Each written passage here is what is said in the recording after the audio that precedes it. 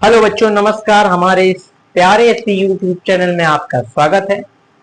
और आज हम पढ़ने वाले क्लास 10 की मैथ, वो भी फर्स्ट चैप्टर से। ठीक है ना।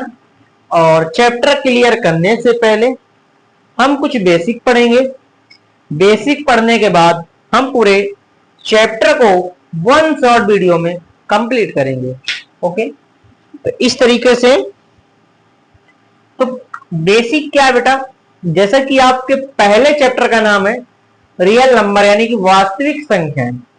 बेटा क्लास 10th में आप लोगों ने संख्या पद्धति के चैप्टर को पढ़ा होगा, उसी से रिलेटेड हमारे पास वास्तविक संख्या है। बस यहां पे वास्तविक संख्या बेटा क्या होती है,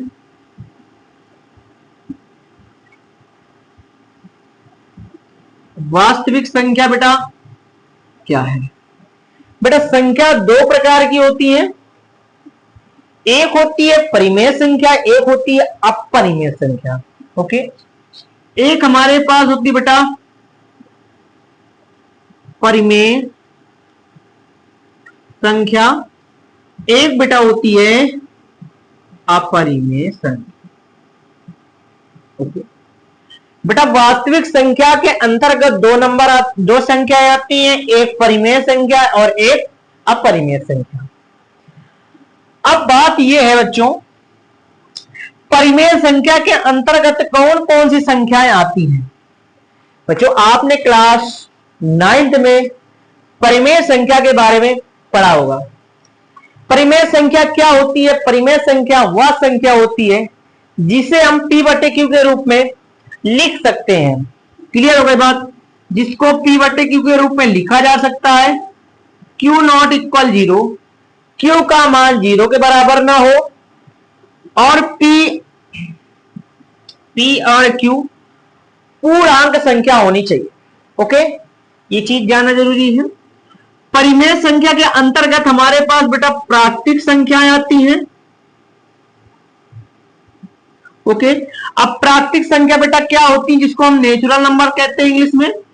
प्राकृतिक संख्या वे संख्या होती है जिनको हम गिन सकते हैं, जैसे 1 है, 2 है, 3 है, 4 है, 5 है, इनफिनाइट, इसका कोई अंत नहीं है। तो ये हमारे पास सभी प्राकृतिक संख्याएं हैं, अनंत तक, इसका कोई अंत नहीं है। दूसरे नंबर पे हमारे पास आती है पूर्ण संख्या। पूर्ण संख्या क्या होती है?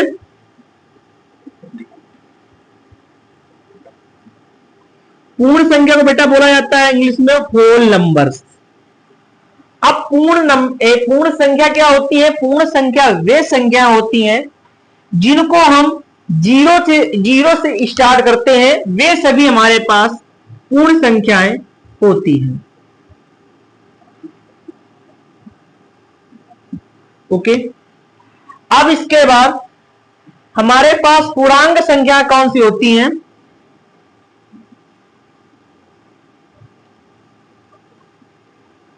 पूर्णांक संख्या हमारे पास कौन सी होती है भाई?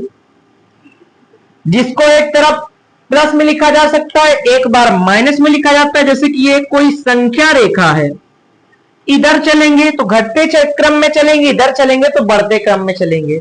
जब बढ़ते क्रम में चलेंगे तो प्लस में चलेंगे, जब घटते क्रम में चलेंगे तो माइनस में चलेंगे।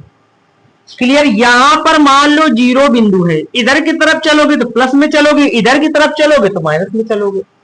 यानी इधर धनात्मक होती है संख्या, इधर ऋणात्मक होती है। इधर भी कोई दूरी का अंत नहीं है, इधर भी कोई दूरी का अंत नहीं है। क्लियर हो गई बात? तो यही हमारे पास पूर्णांक संख्या होती है बच्चों। क्लियर?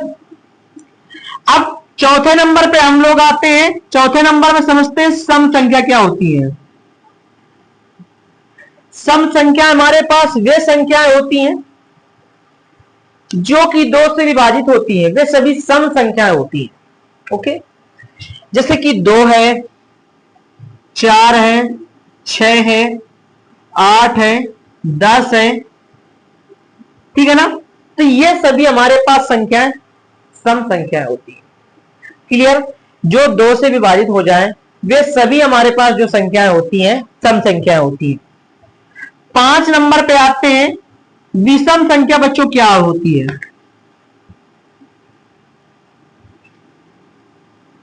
विषम संख्या क्या होती है? विषम संख्या वे संख्या होती है जिनसे यानी कि 2 से भाग ना जाए। जैसे बेटा है 1 3 5 7 9, ठीक है ना। इस प्रकार की जो नंबर आते हैं वे सभी हमारे पास ऑड नंबर होते हैं, यानी विषम संख्या होती है। क्लियर हो गई बात?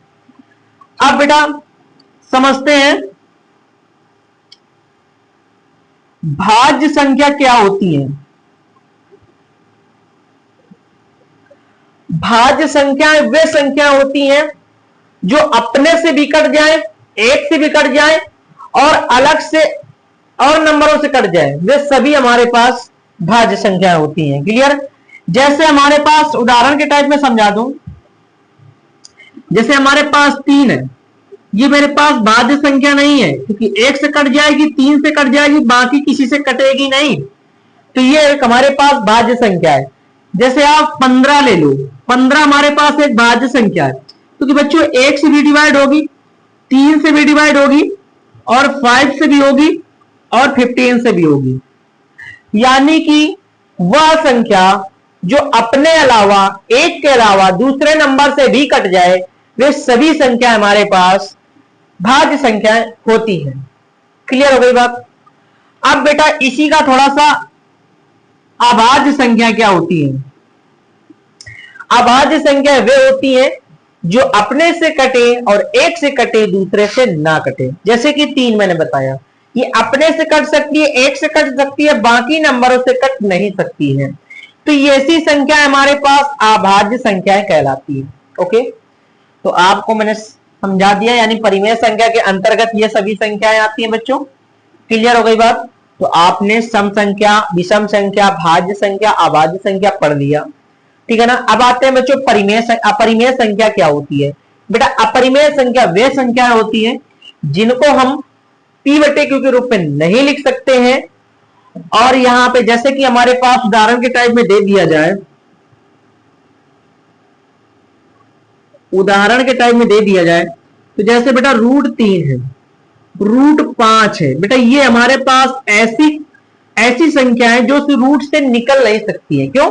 क्योंकि यहाँ पे पूर्ण वर्ग संख्या नहीं है। अगर पूर्ण, जैसे कि 4 है, √4 है, ये मेरे पास अगर कोई कह दे बता दे परिमेय संख्या के परिमेय संख्या है, तो परिमेय संख्या है क्योंकि ये पूर्ण वर्ग संख्या, क्योंकि 2 का पूर्ण वर्ग है, यानी 2 का वर्गमूल है। 2 से इसको निकाल लूंगा तो 2/1 लिख सकता हूं, तो p/q के रूप में लिख दूंगा, तो परिमेय संख्या बन जाएगी, परंतु अपरिमेय संख्या नहीं होगी। तो यहाँ पे पूर्ण वर्ग संख्या होगी तो वह परिमेय संख्या नहीं होगी। अगर पूर्ण वर्ग संख्या नहीं है तो वो हमारे पास अपरिमेय संख्या है। क्लियर हो गई बात? यहां तक बात बच्चों आपको क्लियर हो गई होगी। अब चलते हैं अपने मेन सिलेबस की ओर। क्लियर हो गई बात?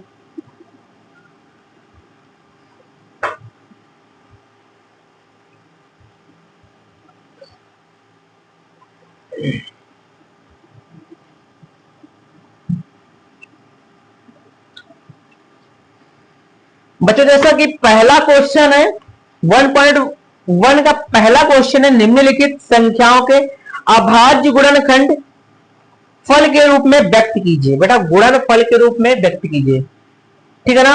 तो बच्चों आपने एक चीज तो सीखी होगी, जब बेस समान होते हैं यानी आधार समान होते हैं, जब गुणा में होती है तो उनकी घातें जुड़ जाती हैं। क्लियर हो गई बात? जब बेस समान होते हैं यानी आधार समान होता है, अगर भाग में होती है कोई संख्या तो घट जाती है। क्लियर? तो अब यहां पे पहले क्वेश्चन पे, पहले नंबर के पहले क्वेश्चन पे आएंगे। तो पहले नंबर का पहला क्वेश्चन हमारे पास दिया 140, इसके हमें को प्राइम फैक्टर करने हैं। यानी बेटा गुणनखंड का मतलब होता है किसी चीज के टुकड़े टुकड़े करना।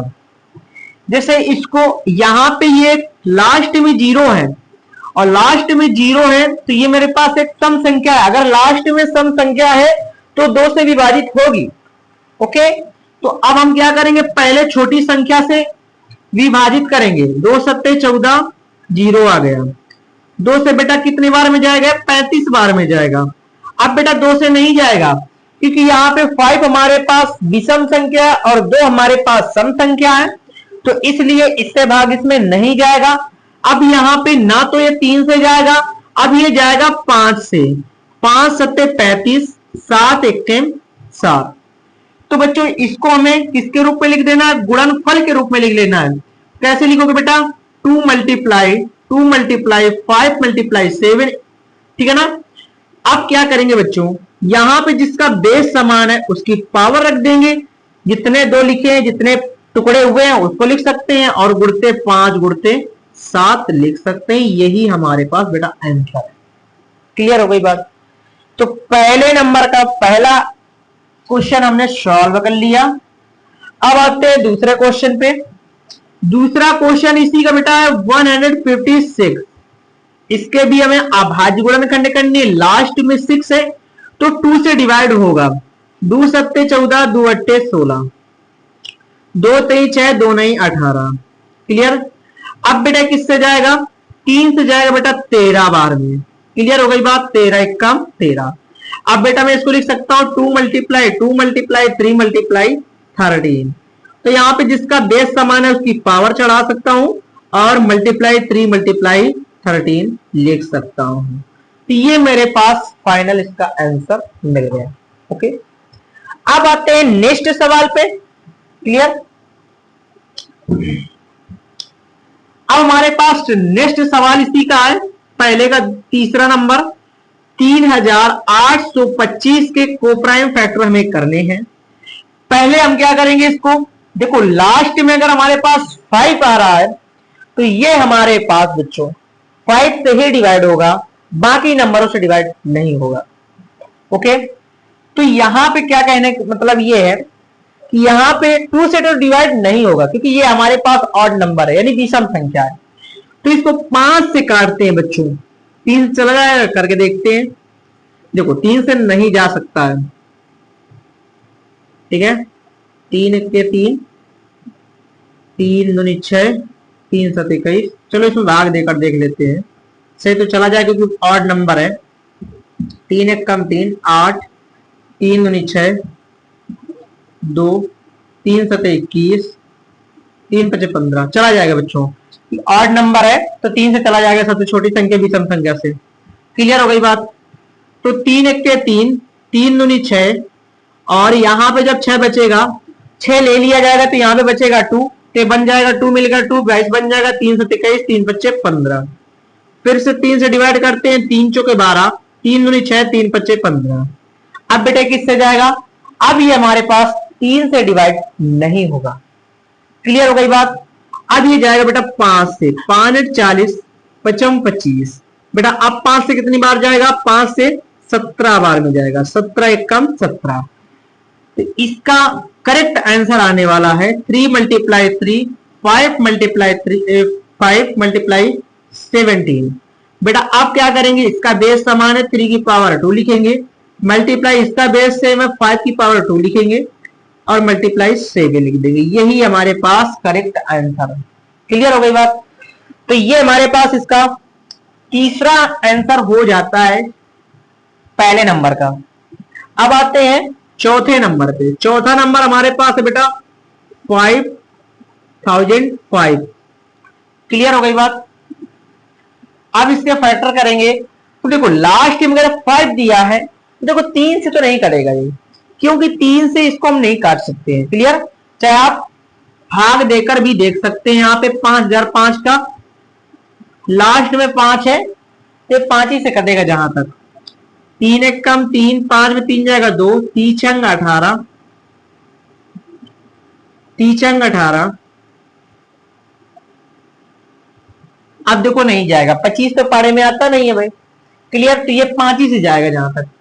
तो 5 से बेटा कितनी बार जाएगा? 1000 एक बार जाएगा। फिर बेटा कितना है? 10 एक 11 है, ठीक है ना। ये 1001 है। क्लियर? तो अब ये किससे जाएगा? अब बच्चों लास्ट में एक संख्या है, छोटी की ओर तो नहीं चलते, आगे की ओर चलेंगे, यानी 5 से पहले तो नहीं चलेंगे। यानी कि हमें आगे वाली कोई विषम संख्या होगी उसी से विभाजित होगा। तो 7 रख के देख लेते हैं बेटा। 7 से एक बार में गया तो यहाँ पे 3 बच गया, क्योंकि 7 कट गया, 3 बचा, तो इसको 3 मिलाकर और 0 मिलाकर 30, 7 चौके कितना हो जाएगा 28। अब बेटा 28 ले लिया तो बचा 2, 3 सत्ते 7 त्रिका 21 बचा। डिवाइड लगाएंगे। अब बेटा कितनी बार जाएगा, 11 से जाएगा, और कितनी बार जाएगा, 11 कम 11 और 11 3 33, तो 13 कम 13।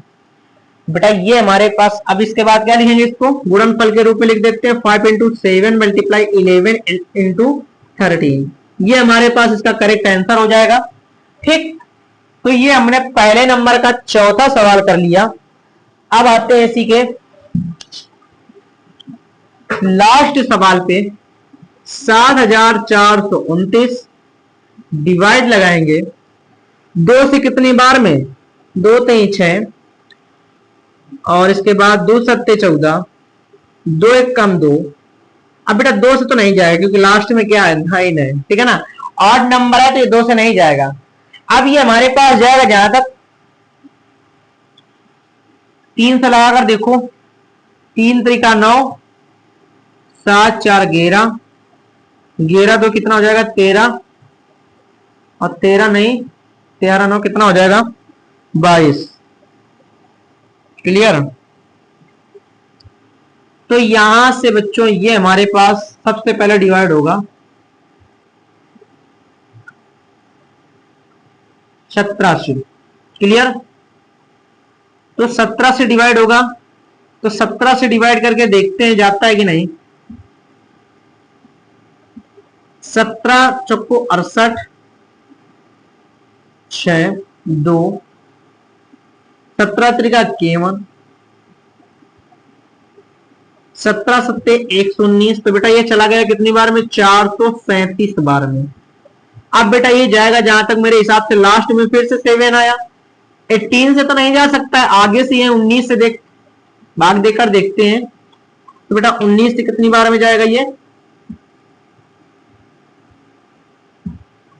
19 से अगर भाग दोगे तो 9 दूनी 38, और बच्चेगा जब 38 ले लेंगे तो बच्चेगा 5, तो 19 तिरका 57। अब ये डायरेक्टली किससे जाएगा, 23 एकम 23 जाएगा, तो इसको लिख सकते हैं 17 गुणते 29 गुणते 23। क्लियर। बेटा जितनी ये नंबर लिखी है सभी अभाज्य संख्या है, और अभाज्य संख्या अभाज्य संख्या से कट सकती है और 1 से कट सकती है, बाकी किसी नंबरों से नहीं कट सकती है। क्लियर। देखो सभी हमारे पास अभाज्य संख्या, तीनों के तीनों। क्लियर। तो इस तरीके से हमने ये भी सवाल को सॉल्व कर लिया। क्लियर हो गई बात। अब आते हैं बेटा नेक्स्ट सवाल पे। क्लियर। बेटा दूसरा नंबर हमारे पास सवाल है, पूर्णांकों को निम्नलिखित युग्मों में एचसीएफ और एलसीएम ज्ञात कीजिए। बेटा एचसीएफ दूसरे नंबर के पहले क्वेश्चन पे आते हैं। बेटा एचसीएफ एलसीएम का मतलब क्या होता है, जिसको कहते हैं लघुत्तम समापवर्तक और महत्तम समापवर्तक। बेटा जो हमारे पास एलसीएम होता है इसको हिंदी में कहते हैं लघुत्तम समापवर्तक, और जो एचसीएफ होता है इसको कहते हैं महत्तम समापवर्तक। क्लियर हो गई बात। यानी हमारे पास है हाईएस्ट कॉमन फैक्टर और लॉगरिथम कॉमन मैट्रिक। क्लियर हो गई बात। बेटा एलसीएम और एचसीएफ निकालना तो आपने छोटी कक्षाओं में सीखा होगा, ठीक है ना। फिर भी यहाँ पे हमें दो गुणनफल का फार्मूला लगाना है। जो एलसीएम होता है वो एचसीएफ गुणते एलसीएम हमें निकालना है, जो नंबर बचे। क्लियर हो गई बात। देखो यहां पे हमें एलसीएम निकालना है और एचसीएफ भी निकालना है इस क्वेश्चन पे, ठीक है ना। फिर क्वेश्चन क्या कहता है, चलो पहला सवाल इसमें करते हैं।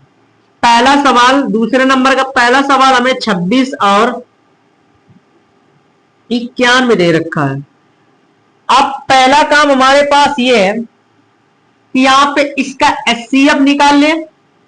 हमें यहाँ पे यूक्लिड विभाजन प्रमेयिका नहीं लगानी है, हमें डायरेक्ट इसको निकालना है और यहाँ पे फैक्टर करके, ठीक है ना। यानी इसके हमें को प्राइम फैक्टर करने पड़ेंगे। क्लियर।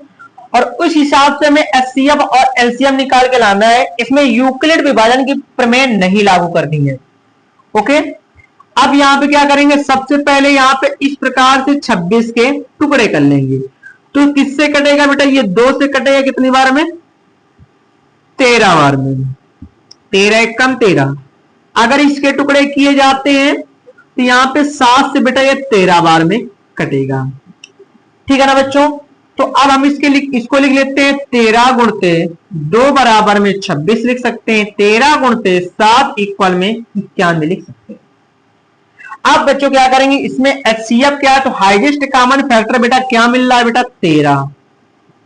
एचसीएफ हमारे पास 13 हो जाएगा। एलसीएम हमारे पास क्या होगा, बचे हुए नंबर का 2 गुणते 7 और गुणते क्या मिला देंगे, एचसीएफ, यानी कितना है 13। एलसीएम हमारे पास कितना आएगा बेटा, 182 आ जाएगा। यही हमारे पास इस क्वेश्चन का आंसर है। क्लियर हो गई बात। ठीक, अब आते हैं नेक्स्ट सवाल पे, इसी के दूसरे सवाल पे। बेटा दूसरा सवाल यहां पे है 510 और 92। बच्चों ध्यान से अगर देखोगे, दोनों यहां पे सम संख्याएं हैं और सम संख्याएं तो इसके ये जो है 2 से कट सकती है। तो अब हम क्या करेंगे, दोनों के अलग अलग फैक्टर कर लेंगे बच्चों। हमें क्वेश्चन पे एचसीएफ भी चाहिए, एलसीएम भी चाहिए। 2 से काटेंगे, 2 से कितनी बार में कटेगा बेटा, 2 दूनी 4, 2 पंचे 10, 2 पंचे 10। बेटा 5 से काटेंगे, 5 25, 5 एकम 5। अब बेटा इसको 7 से काटेंगे तो कितनी बार में कटेगा, ठीक है ना, 3 से, सॉरी क्या हो गया बेटा, 3 से कट जाएगा अभी। 3 24, 3 5 15। बेटा 3 से फिर से कट जाएगा क्या, ये कटेगा बेटा 7 से, सॉरी 5 से। 5 से 17 बार में, 17 एक कम 17। तो इसके फैक्टर में लिख सकता हूं 2 गुणते 3 गुणते 5 गुणते 17 इक्वल में 510 के टुकड़े कर दिए। अब 92 के टुकड़े करेंगे हम 2 से कितनी बार में, 4 बार में, 2 से 6 बार में, 2 से कितनी बार में, 23 दूनी 46। 23 से कितनी बार में, 1 बार में। बेटा लिखेंगे 2 मल्टीप्लाई 2 मल्टीप्लाई 23 इक्वल में कितना लिखेंगे। क्लियर हो गई बात।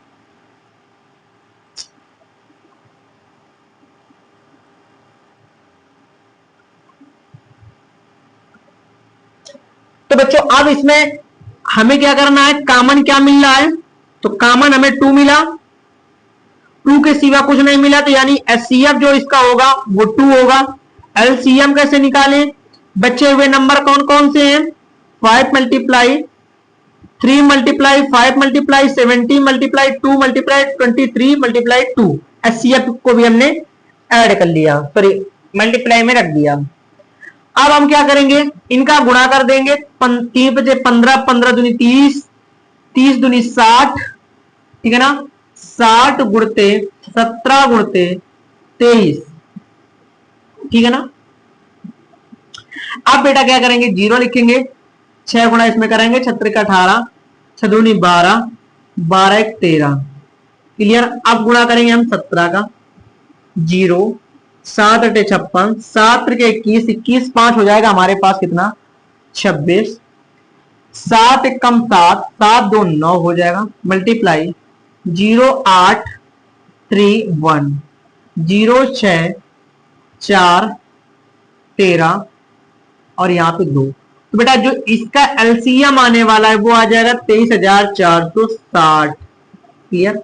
ये बेटा हमारे पास लघुत्तम समापवर्तक हमारे पास निकला 23,460 और जो एचसीएफ निकला इस सवाल का वो निकला 2।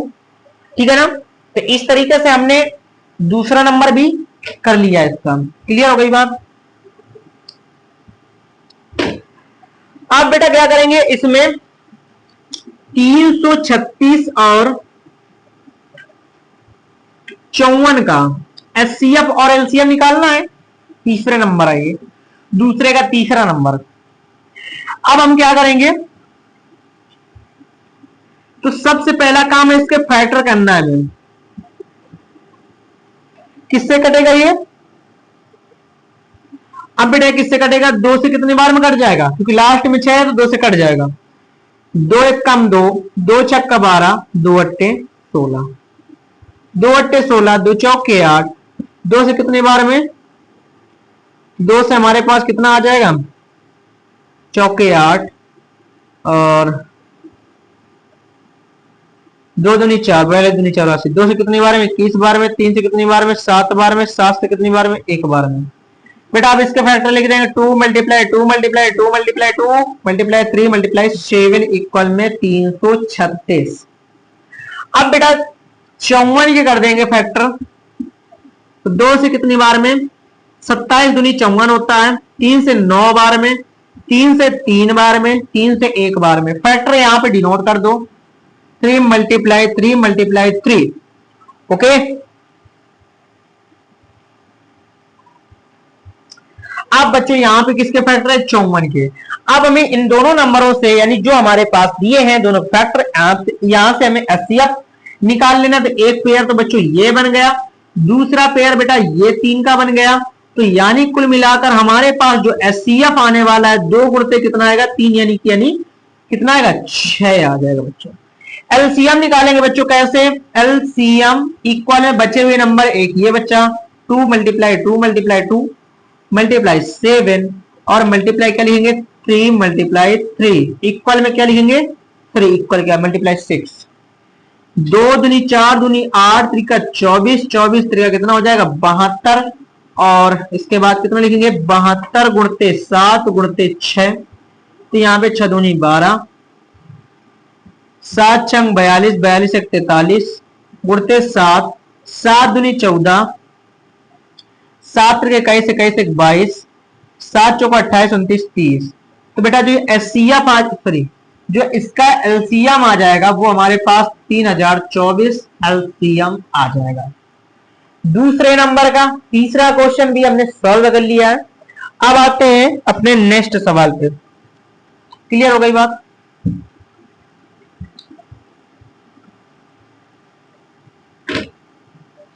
तीसरे सवाल में कहता है अभाज्य गुणनखंड विधि द्वारा। अभाज्य गुणनखंड विधि क्या होती है बच्चों, जो कि अभी आपने देखा है, यानी कि जिसके इस प्रकार से अभाज्य गुणनखंड विधि, यानी किसी चीज के फैक्टर करने, ठीक है ना, ये अभाज्य गुणनखंड विधि है।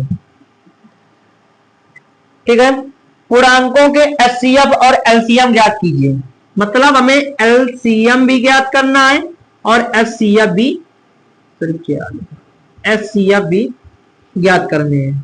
क्लियर, दोनों, यानी हमें जितने भी नंबर दे दे उनके एलसीएम भी एचसीएफ भी निकालने हैं। तो क्वेश्चन कहता है पहले नंबर पे क्या कहता है 12, 15 और 21 का हमें एलसीएम और एचसीएफ निकालना है।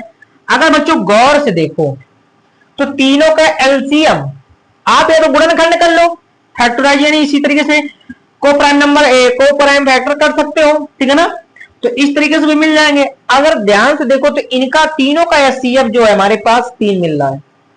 क्यों, 3 चौको 12, 3 पचे 15, 3 से 21, तो लिखो 3 गुणते 4 यानी कि 12, 3 गुणते 5 यानी 15, 3 गुणते 7 इक्वल में 21।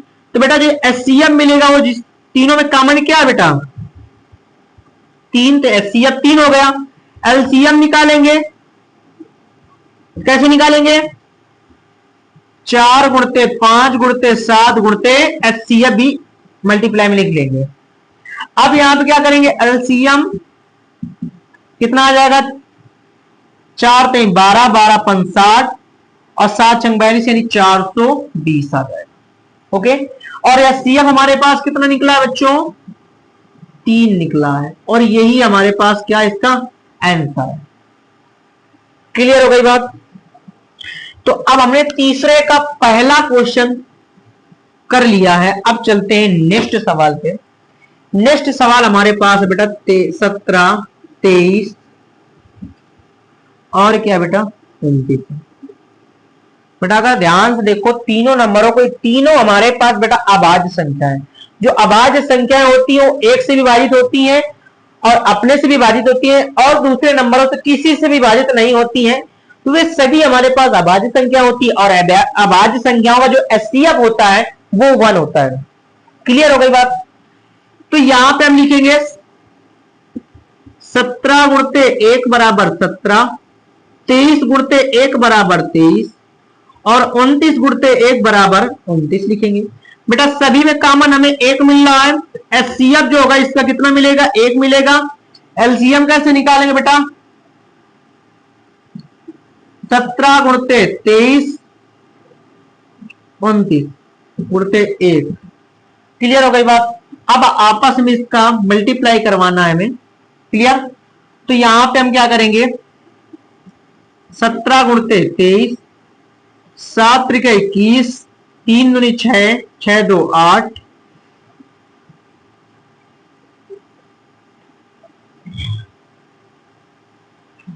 सॉरी गलत हो गया, 17 त्रिका 51 हो जाएगा, 17 दूनी 34 हो जाएगा, बट्टे में 1, 5 4 9 3।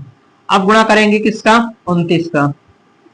अब यहां कितने बार में, 9 1 कम 9, ठीक है ना, 9 ने 81, 9 का 27, 27 8 कितने हो जाए, 8 7 15 यानी कि 35। और मल्टीप्लाई 2 1 जा 2, 2 9 जा कितना हो जाएगा 18, 2 3 जा कितना हो जाएगा 6 और 6 1 कितना हो जाएगा 7, 9 3 13, 1 कैरी हो जाएगा और यहाँ पे आएगा कितना 10, 10 में एक कैरी जोड़ो कितना आ जाएगा 11 आ जाएगा। तो बेटा जो इसका एलसीएम निकलने वाला है वो आ जाएगा 11,339। क्लियर हो गई बात। ये हमारे पास इस इस क्वेश्चन का करेक्ट आंसर होगा। क्लियर हो गई बात।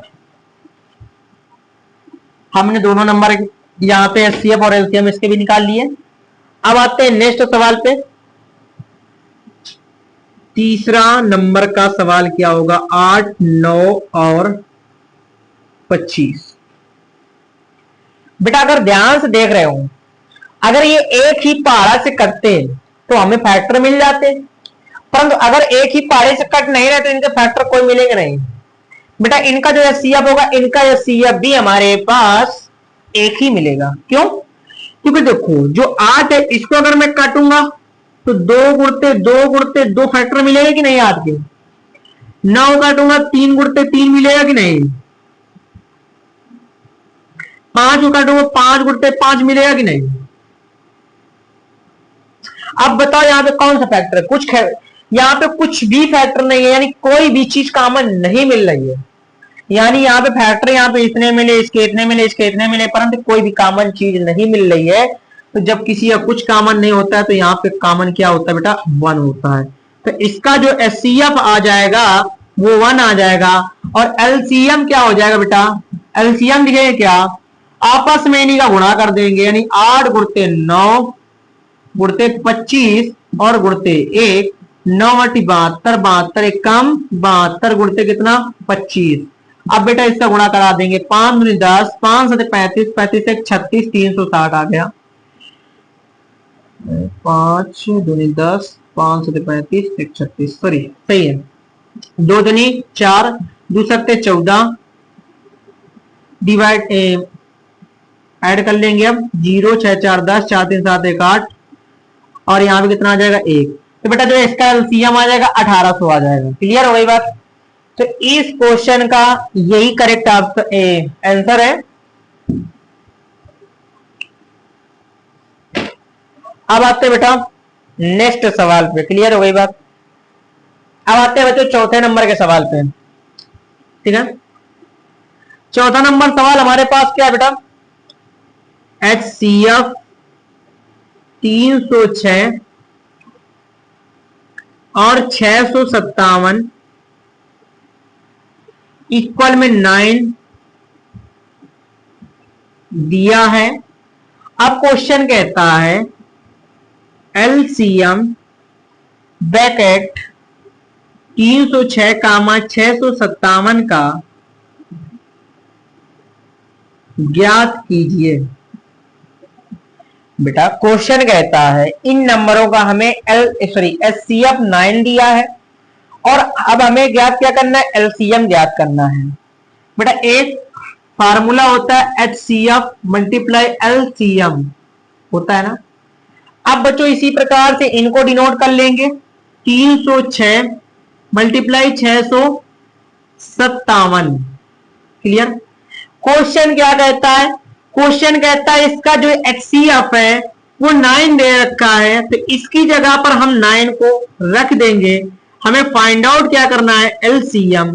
तो 306 गुणते 657, 9 डिवाइड में सॉरी मल्टीप्लाई में तो डिवाइड में चला जाएगा, तो यहाँ पे LCM गुणते 306 गुणते 657, 9 कितनी बार जाएगा? 9 का 27, 9 को 36। तो बेटा यहां पे कितना बच्चा? LCM इक्वल में 34 गुणते 657। अब बेटा इसका हम क्या कर देंगे? गुणा कर लेंगे। तो कितनी बार जाएगा? 657 मल्टीप्लाई 34 करेंगे, 4 सत्ते 28, 4 पंचे 20, 20 2 22, 4 छंग 24, 24 दी कितना हो जाएगा? 26, 3 सत्ते 21, 3 पचे 15, 15 2 17, 3 छंग 18, 18 19। ऐड कर लेंगे बेटा 8 3 3 9 2 11 12 1 1 2। बेटा इसका जो एलसीएम आ जाएगा वो आ जाएगा 22,338। क्लियर। और यही हमारे पास इसका करेक्ट आंसर हो जाता है। क्लियर।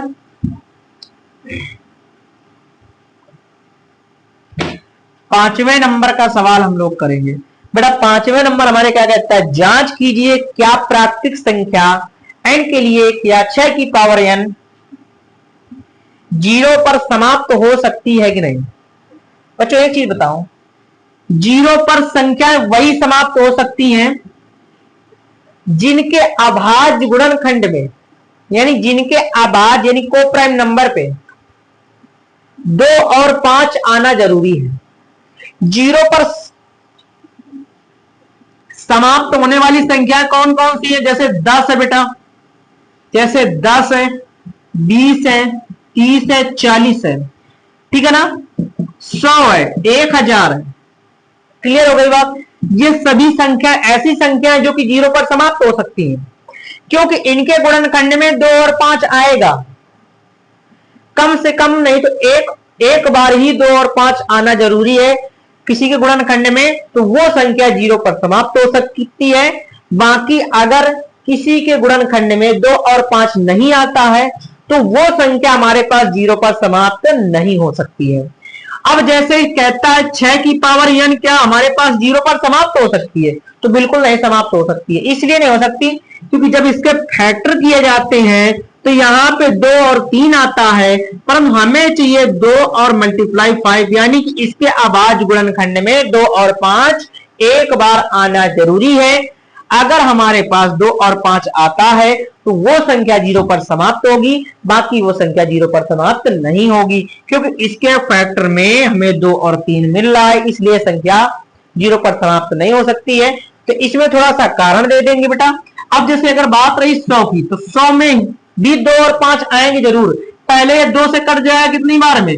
50 बार में। 2 से कट जाएगा 25 बार में, 5 से कटेगा। क्लियर।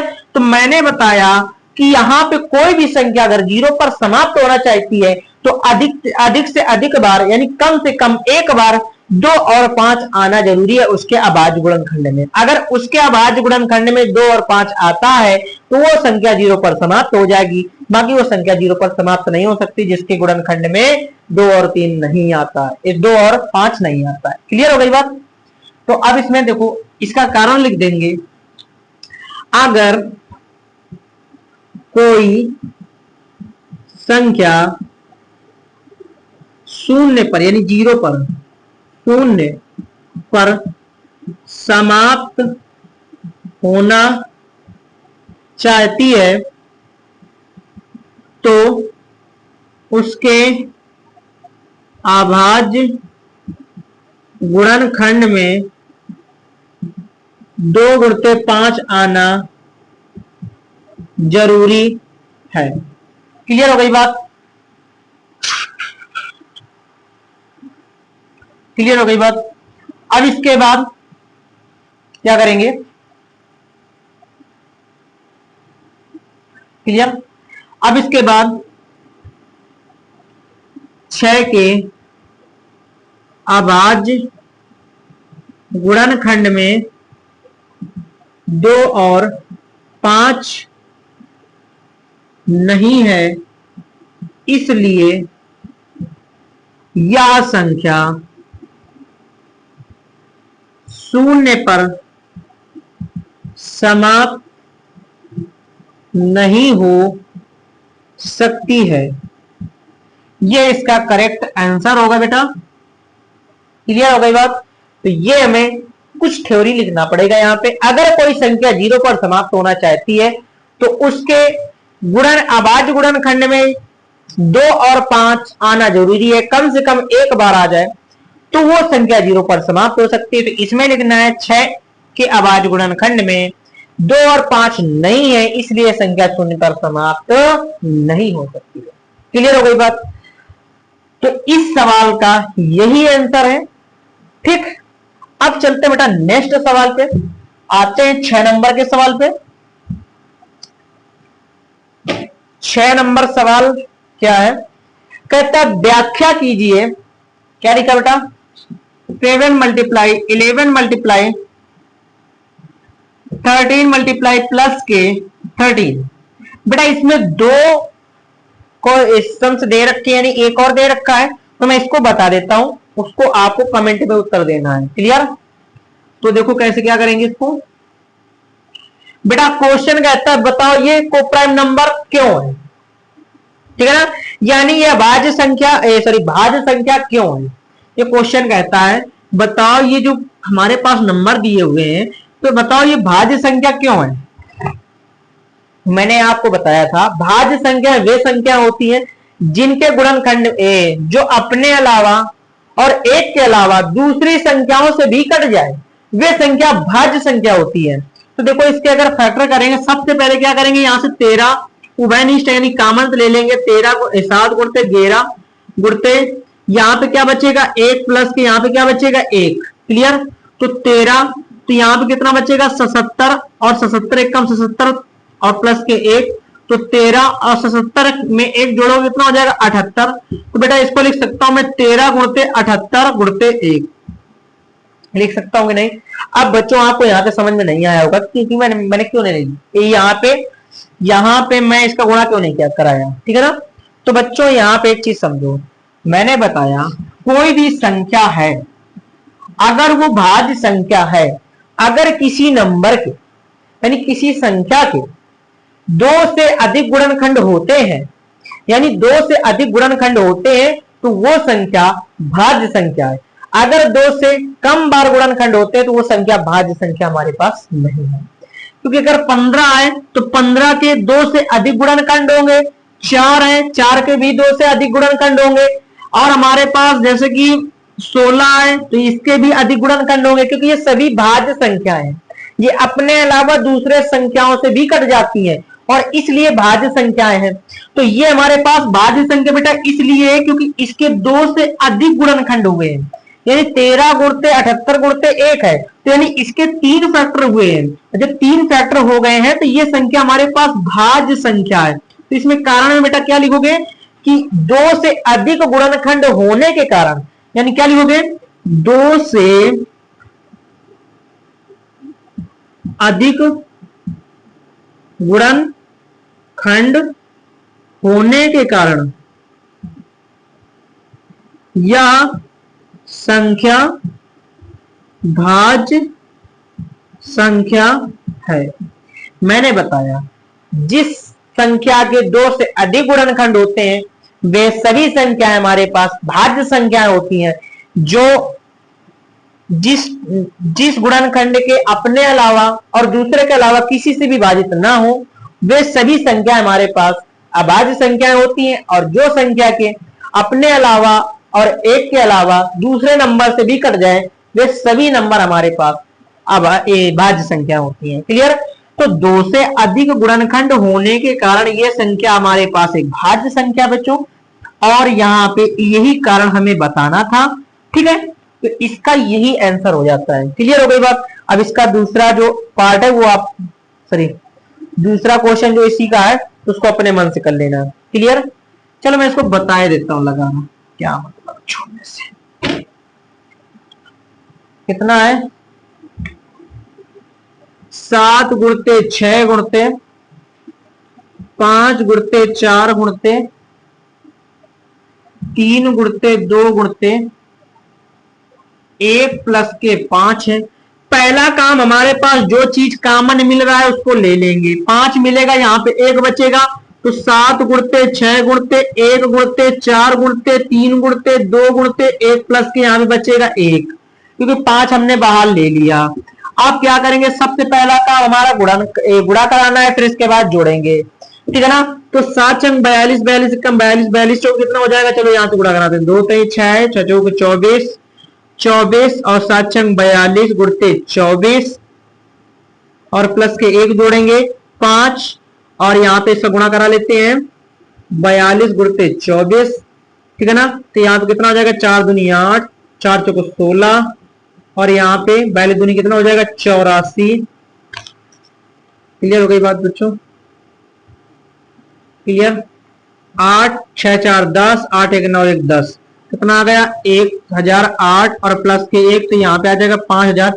इसको जोड़ेंगे तो 1009। क्लियर।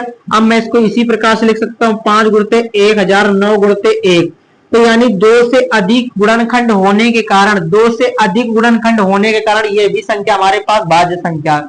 क्यों? क्योंकि इसके 2 से अधिक गुणनखंड हो रहे हैं, इस कारण ये हमारे पास भाज्य संख्या है। अगर 2 से अगर कम संख्या है तो अभाज्य संख्या है, परंतु अगर 2 से अधिक गुणनखंड हो रहे हैं उसके, यानी 2 से ज्यादा नंबरों से अगर डिवाइड हो रही है संख्या, तो वो संख्या हमारे पास भाज्य संख्या है। अगर 2 से कम बार संख्या से विभाजित हो रही है तो संख्या हमारे पास अभाज्य संख्या है। क्लियर। ठीक, तो यहां पे लिखोगे 2 से अधिक गुणनखंड होने के कारण यह संख्या भाज्य संख्या है। क्लियर। यही आपके पास फाइनल आंसर है। क्लियर। मैंने आपको बताया भाज्य संख्या वे संख्या होती है जो अपने अलावा और एक के अलावा दूसरे संख्याओं से भी करती हैं, वे सभी संख्या भाज्य संख्या होती हैं। और इसी तरीके से इसके भी 2 से अधिक बार टुकड़े हुए तो वो संख्या हमारे पास भाज्य संख्या। देखो 1 से गुणा कराने पर कोई परिवर्तन नहीं होने वाला है, तो जब 2 से अधिक गुणन, कोई संख्या रिपीट नहीं होनी चाहिए। अब मान लो मैंने अगर लिख दिया इसको 1 गुणते 1 गुणते 1, तो ये संख्या तो बार बार रिपीट हो रही है ना, उसी का मैं बार बार गुणा करा रहा हूं, परंतु बार बार उसका गुणा फिर करा रहा हूं मैं, ठीक है ना। तो इस प्रकार से 1 का गुणा कराने से कोई दिक्कत नहीं पड़ेगी। तो 2 से अधिक गुणनखंड होने के कारण ये संख्या भाज्य संख्या है। क्वेश्चन हमसे यही पूछ रहा था कि बताओ भाज्य संख्या क्यों है, तो हमने इसका ये आंसर बता दिया कि इस तरीके से भाज्य संख्या होगी। क्लियर। अब आते हैं इसके 7वें नंबर सवाल पे। 7वां नंबर क्वेश्चन, बेटा 7वां नंबर क्या है, कहता किसी खेल के मैदान में चारों ओर वृत्ताकार मैदान है। बेटा एक वृत्ताकार क्या है, सर्कुलर आकार का जो हमारे पास है एक फील्ड है। अब क्वेश्चन कहता है इसमें 2 लोग हैं, एक तो रवि है एक सोनिया है। तो कहता है क्वेश्चन, इस मैदान में एक चक्कर लगाने पर सोनिया को 18 मिनट लगते हैं, 18 मिनट लगते हैं। उसी जगह रवि को वहां पे 12 मिनट लगते हैं, ठीक है ना। तो क्वेश्चन फिर क्या कहता है, इस मैदान में, जबकि इस मैदान में एक चक्कर लगाने पर रवि को 12 मिनट लगते हैं, तो बताओ मान लीजिए, कहता है मान लीजिए दोनों लोग यानी सोनिया और रवि इसी जगह से चलना प्रारंभ करेंगे, तो बताओ वो पुनः इसी स्थान पर कितने बाद मिलेंगे, कितने मिनट बाद मिलेंगे। यानी कि यहां से चलना प्रारंभ किया, दोनों ने एक ही साथ चलना प्रारंभ किया, अब बताओ ये पुनः जो है कितने मिनट बाद आपस में मिल जाएंगे, ये क्वेश्चन कहता है। तो यहाँ पे आपको समझ में आना चाहिए कि जब भी कहता है कितने घंटे बाद यानी कितने मिनट बाद मिलेगा, यानी यहाँ पे हमें एलसीएम निकालना है। क्लियर। और यहाँ पे यूक्लिड विभाजन से बात आ रही है, कहने का मतलब यहाँ पे डायरेक्ट हमें नहीं निकालना है एलसीएम, यहाँ पे हमें निकालना है कैसे, मैं बताता हूँ। पहले आप इसका एचसीएफ निकाल लो। तो एचसीएफ कैसे निकालोगे बेटा, यहाँ पे 18 का एलसीएम एचसीएफ कितना आएगा, 18 फैक्टर कर लो, तो 2 ने 18, 3 3 9, 3 1 3। तो बेटा यहाँ पे आ जाएगा 18 गुणते 2 गुणते 3 गुणते 3, ठीक है ना। अब इसके बाद रवि फैक्टर कर लो, रवि के जो कितना है 12 मिनट में उस फील्ड का चक्कर लगा लेता है, तो यहाँ पे कितना आ जाएगा 2 गुणते 2 गुणते 3। क्लियर।